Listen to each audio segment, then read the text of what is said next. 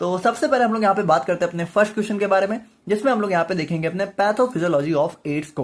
तो बात करें हम लोग यहाँ पे एड्स के बारे में, तो देखो यहाँ पे इसका फुल फॉर्म क्या होता है हमारा, एक्वायर्ड इम्यूनोडेफिशिएंसी सिंड्रोम। अब देखो यहाँ पे एड्स का नाम तो आप लोगों ने बहुत बार सुन रखा है, लेकिन आखिर ये एड्स जो बीमारी है वो इतनी खतरनाक क्यों होती है कि अगर किसी को एड्स हो जाता है, आप लोगों ने अक्सर सुन रखा होगा, शायद सुन रखा हो शायद ना सुना हो, कोई बात नहीं, नहीं सुना होगा तो हम लोग आज सब कुछ जानेंगे। बट बाय द वे अगर आप लोगों ने सुना है तो आप लोगों को इतना पता होगा कि एड्स हो जाने के बाद यहाँ पे इंसान के बचने के चांसेस बिल्कुल खत्म हो जाते हैं। देखो यहाँ पे इसके बहुत स्टेजेस होते हैं, लास्ट स्टेज को ही हम लोग एड्स बोलते हैं। अगर किसी को एड्स हो गया तो फिर वो नहीं बच सकता, मतलब उसके बचने के चांसेस जो तो 1-2 साल 3 साल, ठीक है, बस इतना ही उसके बचने के चांसेस होते हैं। तो आखिर ये इतनी बीमारी खतरनाक क्यों हो जाती है, मतलब इसके अंदर ऐसा होता क्या है? तो यहाँ पे देखो इस चीज को आप लोग जो है इसके नाम से ही समझ सकते हो। देखो यहाँ पे इसका फुल फॉर्म का है एक्वायर्ड इम्यूनोडेफिशिएंसी और सिंड्रोम, ठीक है। तो अगर हम इन तीनों वर्ड्स को देखें ध्यान से, तो आप लोग ध्यान से देखना। देखो हमारी बॉडी में होता है इम्यून सिस्टम, आप सभी को पता है, ठीक है। और यही इम्यून सिस्टम हमें क्या करता है, हमें जो है हमारी कह सकते हो जो भी बीमारियां वगैरह है उनसे बचाने का काम करता है। अब देखो ये हमारी बॉडी में कह सकते हो ये जो इम्यून सिस्टम या फिर इम्यूनिटी हम लोग बोल सकते हैं एक वर्ड में, इम्यूनिटी आप सभी को पता है, इम्यूनिटी अच्छी होती है तो हमारी कह सकते हो रोगों से लड़ने की क्षमता बढ़ जाती है ना। तो इम्यूनिटी ना हमारी बॉडी में 2 टाइप की होती है, एक होती है इन्नेट इम्यूनिटी, ठीक है, और एक होती है हमारी यहाँ पे एक्वायर्ड इम्यूनिटी। अब देखो इन्नेट क्या होता है, इन्नेट हमारी वो इम्यूनिटी होती है जो कह सकते हो हमें बचपन से ही मिली होती है, मतलब जब हम लोग यहाँ पे जब हम लोग जन्म लेते हैं, ठीक है, तब से ही हमें जो इम्यूनिटी मिलती है उसको हम लोग बोलते हैं इन्नेट। और दूसरी होती है हमारी एक्वायर्ड। अब ये एक्वायर्ड क्या होती है, देखो ये हमारी वो इम्यूनिटी होती है जो हमारी बॉडी धीरे धीरे कह सकते हो डिफरेंट टाइप्स के डिजीजेस से लड़ते हुए डेवलप करती है। जैसे मान लो हमारी बॉडी में अगर हमें कोई भी प्रॉब्लम होती है एक बार, तो हमारी बॉडी क्या होता है उसके अगेंस्ट में हमारी एंटीबॉडी डेवलप कर लेती है, ठीक है। तो अगर वो बीमारी हमें मान लो दोबारा से हो जाए तो वो जो हमारी एंटीबॉडी है वो उससे तुरंत फाइट करके और हमें यहाँ पे उससे बचा ले। जैसे आप लोगों को पता होगा कि कोरोना वगैरह में क्या देख रहे थे हम लोग कि हमारी बॉडी की इम्यूनिटी कितनी अच्छी हो, ताकि हमारी बॉडी जो कोरोना है, ठीक है, उससे लड़ सके, उसके वायरस के खिलाफ हमारी बॉडी में एंटीबॉडी बना सके। तो एक्वायर्ड इम्यूनिटी हमारी वो इम्यूनिटी होती है जो कि यहाँ पे क्या होता है कि कह सकते हो जो हमारी बॉडी है वो धीरे धीरे डिफरेंट टाइप्स की डिजीज से लड़ते हुए डेवलप करती है।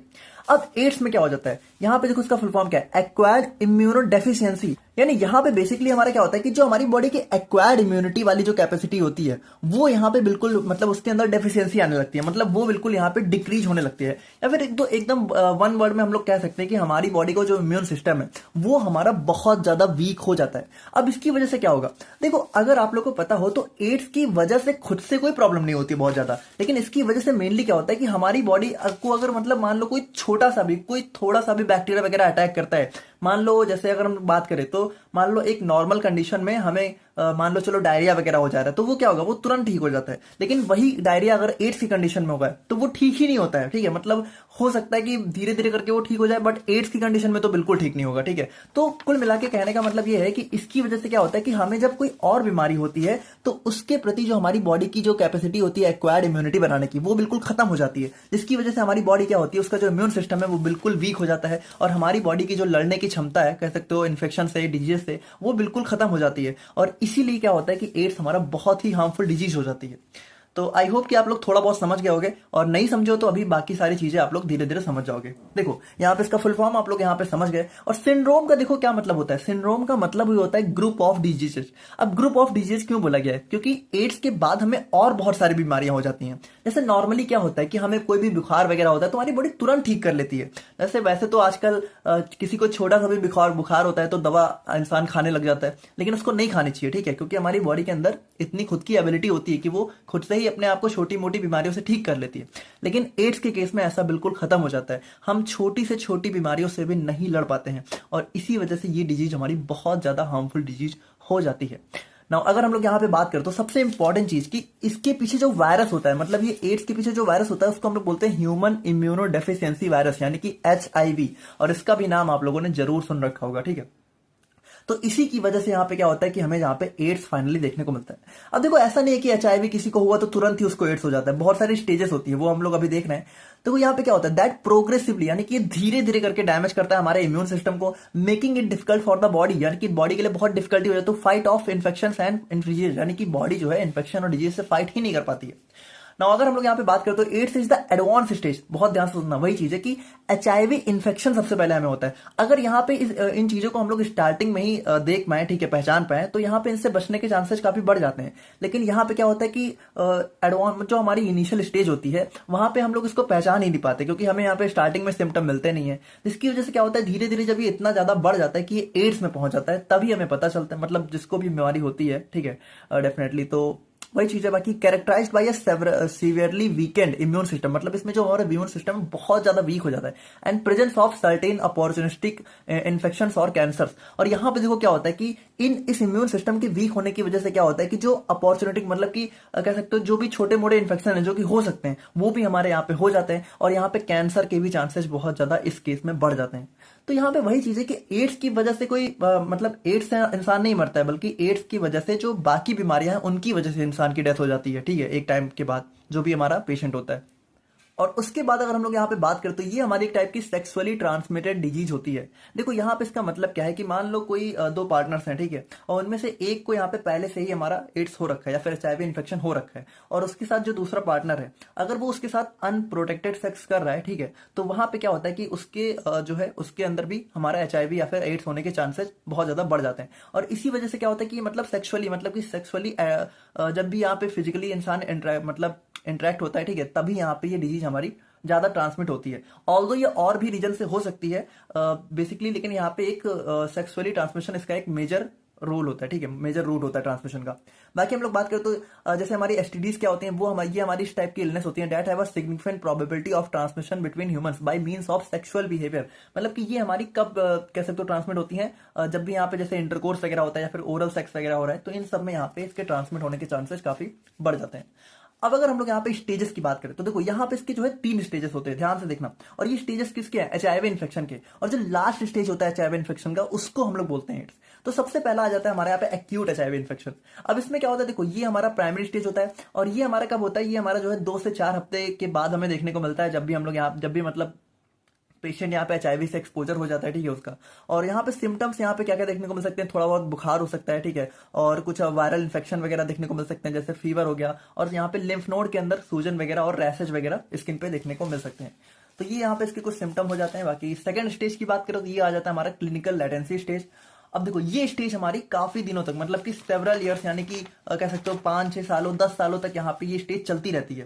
देखो वही चीज है कि जब किसी को एचआईवी इन्फेक्शन होता है तो स्टार्टिंग में उसको प्रॉब्लम नहीं होती है। मतलब यहाँ पे मान लो किसी को एचआईवी इन्फेक्शन है, उसको पता भी नहीं चलता, ऐसे उसको 5-6-7 साल हो जाते हैं, ठीक है, उसके बाद यहाँ पे उसको बहुत सारी प्रॉब्लम दिखनी स्टार्ट होती है, और तब जब वो अपना चेकअप वगैरह करवाता है तो उसको पता चलता है कि वो यहाँ पे बहुत ही एडवांस स्टेज यानी एड्स वगैरह की स्टेज में पहुंच चुका है। तो वही चीज है यहाँ पे। बाकी मैनी पीपल नॉट एक्सपीरियंस। अब यहाँ पे देखो सबसे इंपॉर्टेंट चीज यही है कि क्यों नहीं पता चलता है, क्योंकि यहाँ पे सिम्टम्स कोई ज्यादा फेस ही नहीं होते हैं। मतलब ये जो चल रहा होता है, जब ये ग्रोथ कर रहा होता है एचआईवी, तो यहाँ पे सिम्टम ज्यादा देखने को मिलते ही नहीं है। Without treatment this stage eventually progresses to AIDS. और यहीं पे क्या होता है कि हमारा जब ट्रीटमेंट नहीं होता है तो ये इवेंचुअली हमारे एड्स में कन्वर्ट हो जाती है, और फाइनल स्टेज हमारी एड्स आ जाती है, जो कि हमारी फाइनल स्टेज होती है। और यहाँ पे कैरेक्टराइज होती है कैसे, वीकेंड इम्यून सिस्टम बहुत ज्यादा वीक हो जाता है, and development of opportunistic infection और कैंसर। और यहाँ पे हमें जो है काफी कैंसर वगैरह और जो भी कह सकते हो जो भी इन्फेक्शन, जैसे ट्यूबरक्लोसिस वगैरह हो गया, और भी कुछ जैसे टाइफॉइड वगैरह, मतलब कुछ भी इन्फेक्शन यहाँ पे जो भी हो सकते हैं वो बहुत ज्यादा डेवलप हो जाते हैं।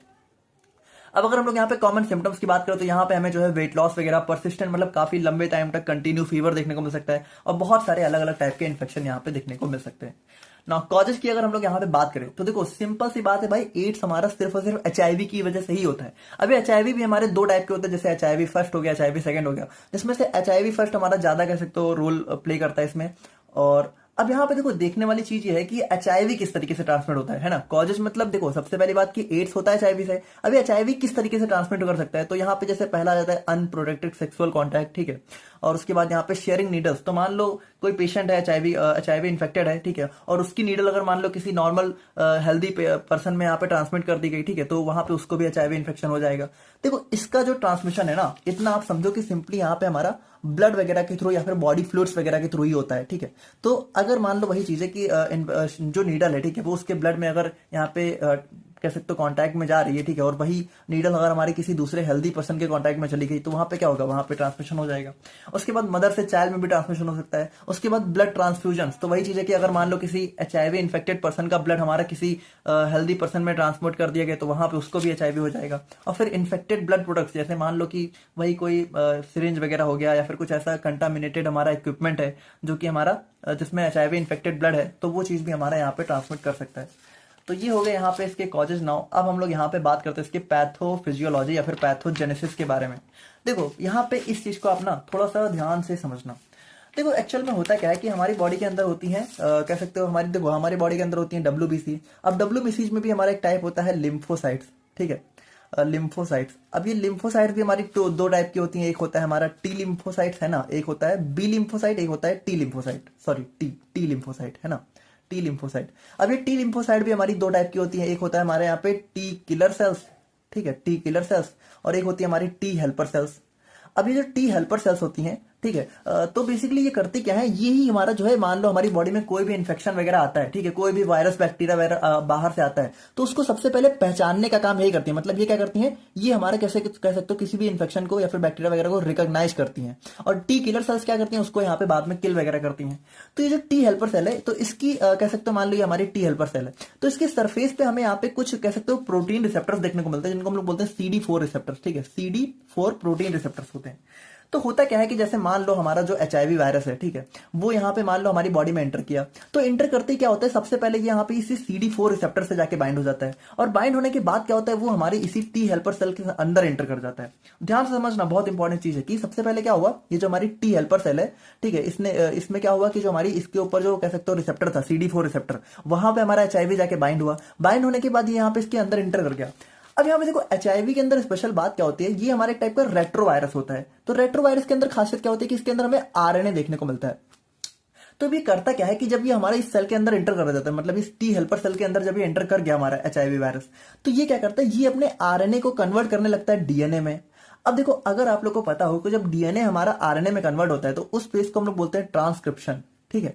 लेकिन जब हमारा RNA से DNA कन्वर्ट हो तो इसको हम लोग बोलते हैं रिवर्स ट्रांसक्रिप्शन।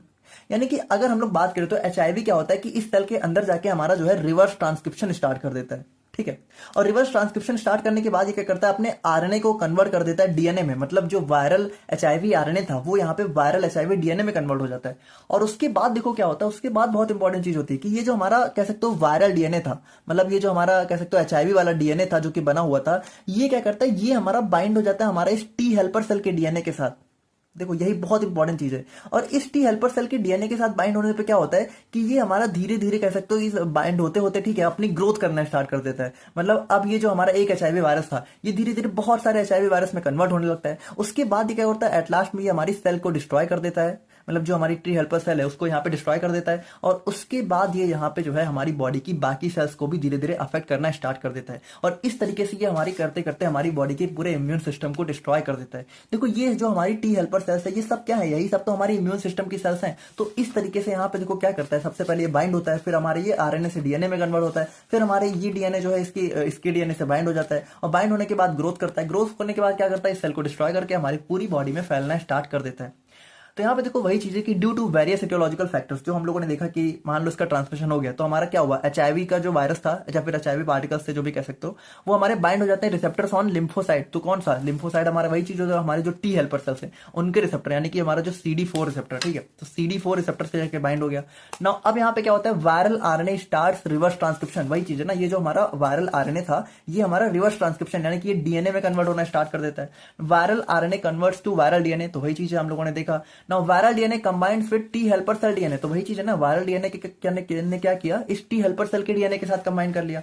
अब कंबाइन होने के बाद क्या हुआ, viral DNA combines with T helper cell DNA, replication of HIV T helper cell produces new viral components. अब यहाँ पे देखो क्या हुआ भाई, DNA आप लोग को पता है DNA के अंदर क्या होता है, रेप्लिकेट करने की प्रॉपर्टी होती है, यानी DNA अपने आप को कॉपी कर सकता है ना। तो रिप्लिकेट होते होते क्या होता है कि अब ये टी हेल्पर सेल्स जो है अपनी तो कॉपी बनाती हैं, लेकिन इस जो है एचआईवी वायरस की भी कॉपी बनाना स्टार्ट कर देती है, यानी वायरल का भी रेप्लिकेशन स्टार्ट हो जाता है, जिसकी वजह से क्या होता है हमारे यहाँ पे development of new viral particles, यानी कि हमारे धीरे धीरे और वायरस जो भी एचआईवी के वायरल पार्टिकल से बनने लगते हैं। Now infected helper T4 cells destroyed, और यहाँ पे देखो ये जो हमारी T4 मतलब इसको हम लोग T4 हेल्पर सेल्स बोल सकते हैं, ठीक है। तो ये हमारी डिस्ट्रॉय हो जाती है, मतलब ये हमारी धीरे धीरे खत्म हो जाती है, और यहाँ पे हमें फिर क्या होता है, सबसे पहले हमें इनिशियल स्टेज इन्फेक्शन देखने को मिलते हैं, और फिर हमें यहाँ पे फाइनल स्टेज यानी कि वही हमारे एड्स के इन्फेक्शन देखने को मिलते हैं। तो कुछ इस तरीके से यहाँ पे क्या होता है, हमें यहाँ पे एड्स देखने को मिलता है, ठीक है। नाउ अगर हम लोग यहाँ पे बात करें अपने एड्स के सिम्टम्स के बारे में, तो यहाँ पे जो है परसिस्टेंट फीवर वगैरह देखने को मिल सकता है, ठीक है। नाइट स्वेट्स हो सकते हैं, वेट लॉस, क्रॉनिक डायरिया। देखो यहाँ पे वही चीज है कि कुछ भी होगा ना तो बहुत लंबे टाइम तक होगा। जैसे डायरिया वगैरह क्या होता है कि बहुत जल्दी खत्म हो जाता है अगर होता है, लेकिन इसमें क्या होता है क्रॉनिक, काफी लंबे टाइम तक चलता ही रहता है, परसिस्टेंट कफ यानी काफी कंटिन्यू कफ चलता ही रहता है, ठीक है। Skin rashes, source, neurological disorders और सीवियर हेडेक्स, ये सारी चीजें हमें देखने को मिल सकती हैं। और अगर हम लोग यहाँ पे इसके कॉम्प्लिकेशंस की बात करें तो यहाँ पे हमारे क्या हो सकता है, रिकरेंट इन्फेक्शंस, यानी कि जो इन्फेक्शंस है वो कंटिन्यू लगातार होते रहेंगे, है ना। ट्यूबरक्लोसिस, कैंसर, मैल एब्जॉर्प्शन, न्यूरोलॉजिकल डिसऑर्डर्स, तो ये सारी चीजें इसके कॉम्प्लिकेशंस, और एट लास्ट में यहाँ पे डेथ भी देखने को मिल सकती है।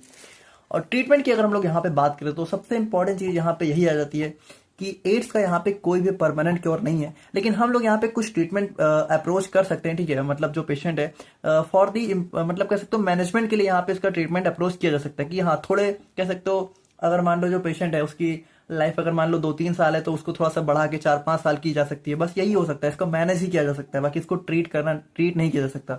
जैसे यहाँ पे एंटी रेट्रोवायरल थेरेपी, तो जैसे हमारे एचआईवी क्या होता है, एक टाइप का हमारा रेट्रोवायरस होता है, तो यहाँ पे एंटी रेट्रोवायरल थेरेपी में हमारी कुछ एंटी रेट्रोवायरल ड्रग्स दी जाती हैं, जो कि कह सकते हो उसके ग्रोथ को थोड़ा सा डिले कर देती हैं। और यहाँ पे रेगुलर मॉनिटरिंग वगैरह, रेगुलर चेकअप्स वगैरह करवा के भी स्टेज मतलब पता कर सकते हैं पेशेंट की यहाँ पे उसकी क्या हालत चल रही है।